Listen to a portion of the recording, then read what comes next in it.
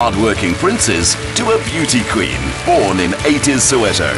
Jonathan met political science graduate Nana Merryweather on our recent trip to New York.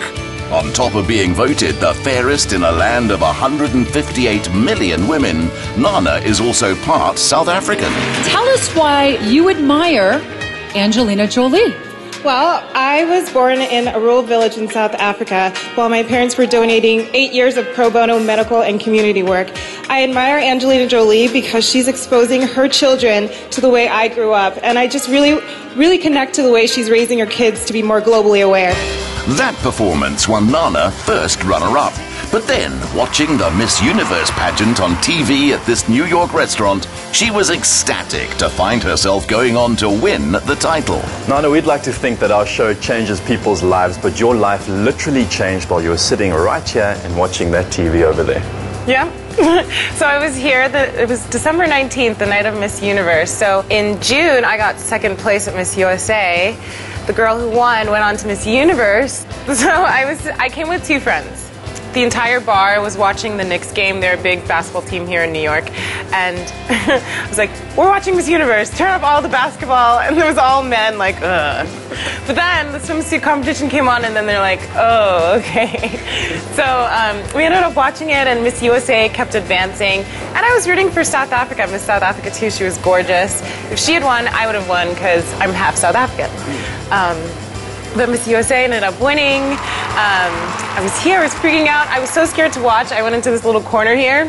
It was at night, so you could see the reflection of the TV, and that's how I kind of saw she won. I was like, oh my gosh. But it was a great night, and here I am, I'm Miss USA. Wow, and congratulations on being the first native African to ever win Miss USA. Yeah, it's very special. My mom was born and raised in South Africa, and I was born in South Africa, so that night I was actually rooting for Miss South Africa and Miss USA because I would have won either way.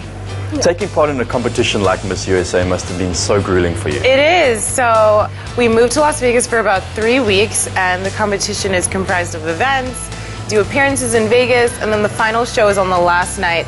And for the end of that 3 weeks, there's so much drama, all the girls are tired and hungry.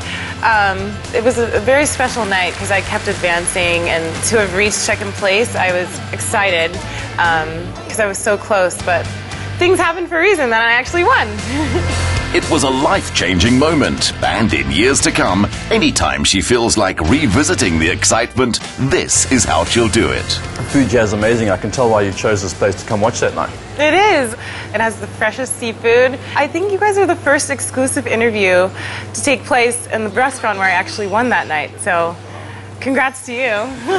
Jonathan was making a note to do all his interviews this way. I'm going to show you guys my apartment here in Midtown, New York City. Looking forward to it, a world exclusive.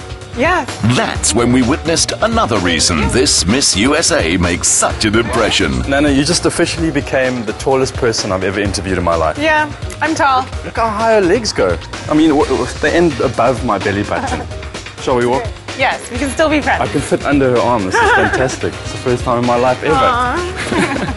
The Manhattan skyline is a far cry from the beaches of Puerto Rico, where she played pro volleyball with a talent that even saw her train with the US Olympics team. Nana, here I am, strolling through New York City with one of the most beautiful girls in the world. It doesn't get any better than this for me. Thank you. Do you ever miss home? And do you consider South Africa home still? I do, yeah. As I said, my mom was born in South Africa. I was born in South Africa. I left when I was about 3. And my Baba and Coco still live in Soweto. So I often go back and I visit my grandparents. And it's so nice to go back home. I do, I miss it. And if I understand correctly, we're making our way from downtown to Midtown, which is where you stay Midtown, right? Yes, I live in Midtown.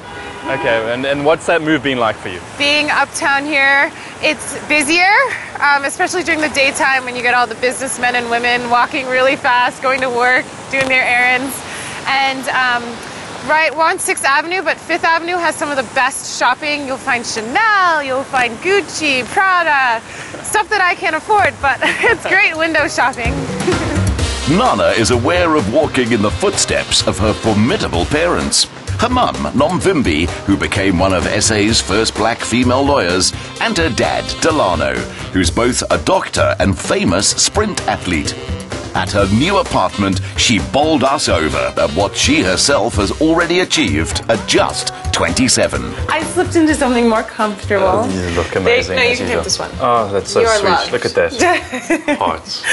Nana, not only are you a gorgeous face, but your Merryweather Foundation is doing some of the most amazing charity work all across South Africa. Yeah, and I was born into that really humanitarian way of life, and it's kept with me all my life. And in 2006, I co-founded a nonprofit called the Merryweather Foundation. And it's an extension of my parents' work in the 80s. We are in 5 countries now in Southern Africa. We've opened clinics, schools, orphanages, and we've started agricultural and water projects. So we're doing a lot of work back home. I can tell you that there are so many people watching back home inspired by what you've done. What kind of message would you like to leave for them?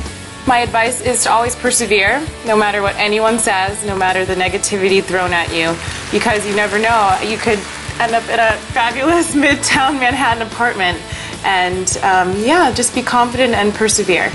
Can we expect to see the newly crowned Miss USA back home anytime soon? Yes, a tradition with the Miss Universe organization is that the girl who wins Miss USA gets a homecoming. And the very first day I entered Miss USA, I told them I wanted a homecoming to South Africa. So yeah, we're definitely planning a trip. It'll probably be in May, and I want to travel around and meet as many people as I can. So I hope to see all of you there. And you too. If you've got the time, I'd love you to accompany me to some functions. Of course. That'd be great, yeah. Yes. Of course. Thank you so much. It's been an absolute pleasure spending the afternoon with you, one of the highlights of my career so far. Oh, thank you for coming to my home, and I can't wait to visit you in South Africa. I can't wait either. Cheers. Cheers. Next up,